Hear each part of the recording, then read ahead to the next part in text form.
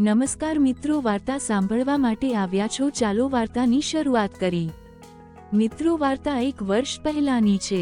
મારા માતા પિતા એક અકસ્માતની અંદર મૃત્યુ પામ્યા હતા। હું બિલકુલ એકલો થઈ ગયો હતો। ત્યારે મારી ઉંમર 18 વર્ષની હતી। મારું નામ જનક હતું। દોસ્તો મારા કાકા કાકી હતા, પણ તે બીજા શહેરમાં રહેતા હતા।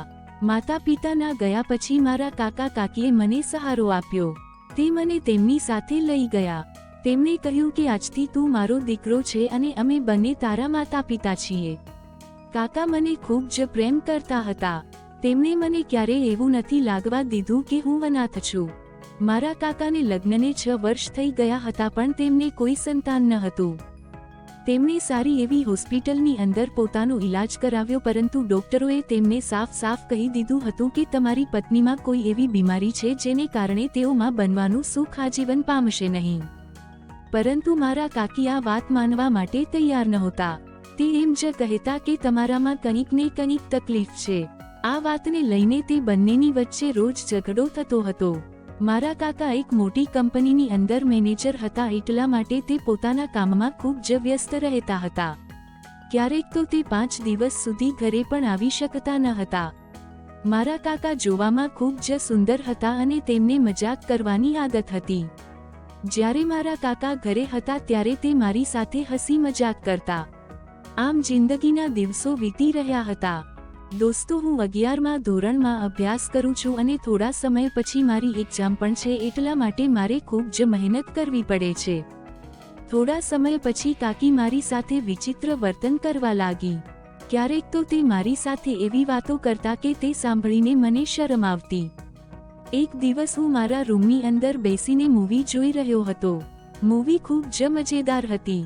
ધીમે ધીમે અવાજ કાકીના રૂમની અંદર પણ જતો હતો, કારણ કે તેમનો રૂમ મારી બાજુમાં હતો। થોડી વાર પછી તેમણે મારા રૂમનો દરવાજો ખખડાવ્યો। મેં દરવાજો ખોલતા જ પહેલા ટીવી બંધ કરી દીધી। તે મને પૂછવા લાગી કયું મૂવી જોઈ રહ્યો હતો। મેં કહ્યું કે એક નવું મૂવી હતું, તે ખૂબ જ સરસ છે, તે હું જોઈ રહ્યો હતો। તેમણે મને કહ્યું તું મૂવી જોવે છે? તેમનો મને કોઈ વાંધો નથી, પણ અવાજ થોડો ધીમો રાખ, અને તે કહેવા લાગી કે મૂવી ચાલુ કર, ચાલ આપણે બંને જોઈએ। મેં ટીવી ચાલુ કરી અને તે મારી પાસે બેસીને મૂવી જોવા લાગી। હું થોડો ખસીને બાજુ પર ગયો તો તેણે પણ ખસીને ફરીવાર મારી બાજુ આવી। હું કંઈ બોલી શકતો ન હતો। મારી હાલત ખરાબ થઈ ગઈ હતી। હું વિચારતો હતો કે હું શું કરું, અને મને કંઈ સમજાતું ન હતું। થોડીવાર પછી કાકી ધીમે ધીમે બોલી, તે ક્યારેય ખેતર ખેડ્યું છે? મેં કહ્યું નહીં કાકી, મેં ક્યારેય ખેતર ખેડ્યું નથી। શું તું ખેતર ખેડવાનું શીખવા માંગે છે? મિત્રો, મને ખેતી કરવાની તો ઈચ્છા હતી, પણ હું ખૂબ જ ડરી ગયો હતો। તમે ડરનું કારણ સમજો છો? આજે હું પહેલીવાર આ અહેસાસ કરી રહ્યો હતો। મેં મારા કાકીને કંઈ જવાબ આપ્યો નહીં। ત્યાં અચાનક દરવાજાની ઘંટડી વાગી। કાકી મારા પર હાથ મૂકીને ઊભી થઈ ગઈ અને દરવાજો ખોલવા માટે જતી રહી। કોઈ આવ્યું હતું। કાકી તેની સાથે હસીને વાતો કરી રહ્યા હતા। મેં આજથી પહેલા તેને ક્યારેય મારા ઘરે જોયો ન હતો। કાકી તેની સાથે પોતાના રૂમમાં જતા રહ્યા અને અંદરથી તે દરવાજો બંધ કરી દીધો। મને નવાઈ લાગી કે તેમની સાથે શા માટે અંદર ગયા હશે। લગભગ કલાક પછી તે બંને રૂમની બહાર આવ્યા અને પછી તે આદમી જતો રહ્યો। મેં કાકીને પૂછ્યું તે કોણ હતો? તો કાકી મને કહેવા લાગ્યા કે તે મારો દોસ્ત હતો, તે ક્યારેક મને મળવા માટે આવી જાય છે। હવે રાત થઈ ગઈ હતી। કાકીએ કહ્યું કે તને જમવાનું આપી દઉં છું।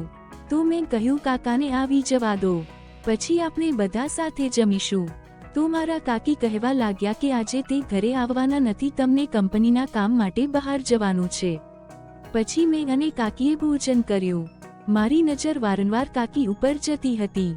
તે ખૂબ જ સુંદર લાગતા હતા। તેમણે આજે સુંદર મજાનો પંજાબી ડ્રેસ પહેર્યો હતો। તે પરી જેવી દેખાતા હતા।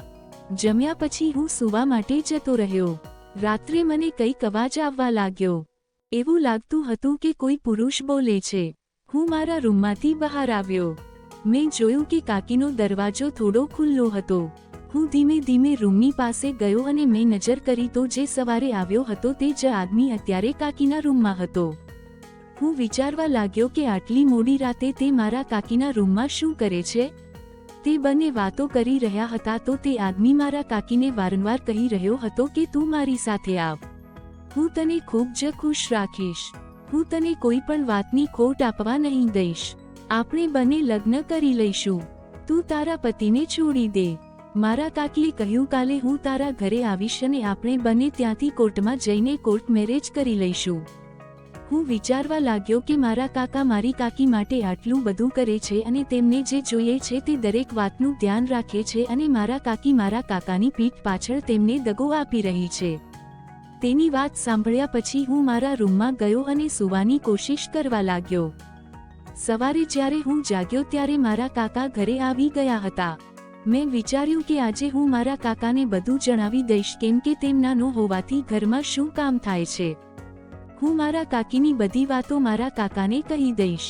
મેં જોયું કે મારા કાકી બાથરૂમની અંદર સ્નાન કરવા માટે જતા રહ્યા હતા. ત્યારે હું મારા કાકાની પાસે ગયો તો મારા કાકા કહેવા લાગ્યા શું વાત છે. મેં મારા કાકાને કહ્યું કાકી તમને દગો આપી રહ્યા છે. તો તેમણે મને કહ્યું કે શું તું બોલે છે, તને ભાન છે? તો મેં તેમને કહ્યું કાલે સવારે એક આદમી પણ આપણા ઘરે આવ્યો હતો. મારા કાકી તેને પોતાની સાથે રૂમમાં લઈ ગયા. જ્યારે તે કલાક પછી બહાર આવ્યો તો મેં તેમને પૂછ્યું તો તે કહેવા લાગ્યા તે તેના મિત્ર છે.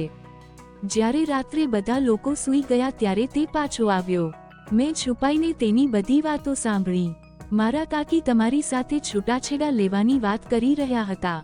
તો મારા કાકાએ મને કહ્યું આ વાતનો શક મને પહેલા પણ હતો કારણ કે મેં પણ એક વખત તે આદમીને જોયો હતો અને ત્યારે તારી કાકી કહી રહી હતી કે તે તેનો ભાઈ છે. થોડીવાર પછી કાકી સ્નાન કરીને બહાર આવ્યા તો તે મને કહેવા લાગી કે તારા કાકા ક્યાં ગયા છે. તો મેં કહ્યું કે તે બહાર ગયા છે અને સાંજે આવશે. સાંજે હું અને કાકી જમી રહ્યા હતા ત્યારે મારા કાકા આવ્યા અને તેની સાથે એક વકીલ પણ હતો. મારા કાકાએ મારા કાકીને છૂટાછેડાના કાગળ ઉપર સહી કરી આપી અને કાકીને છૂટાછેડા આપી દીધા અને ઘરેથી કાઢી મૂક્યા. આટલું થયા પછી પણ મારા કાકીને જરાય પછતાવો નહોતો. તે હસતા હતા અને ઘરેથી ચાલ્યા ગયા. મારા કાકાએ પણ રાહતનો શ્વાસ લીધો. મને અફસોસ એ વાતનો થયો કે કાકીએ મને ખેતર ખેડવાનું શીખવી રહ્યા હતા અને હું ખેતર ખેડવા માંગતો હતો પણ પૂરો મામલો એ માણસે બગાડી નાખ્યો. જો તે 1 કલાક મોડો આવ્યો હોત તો હું આજે ખેતર ખેડતા શીખી ગયો હોત. લાગે છે કે મારા કાકીનું ખેતર ખેડવાનું મારા નસીબમાં ન હતું. આવી જ વાર્તા સાંભળવા માટે ચેનલને સબસ્ક્રાઇબ કરજો દોસ્તો. ધન્યવાદ.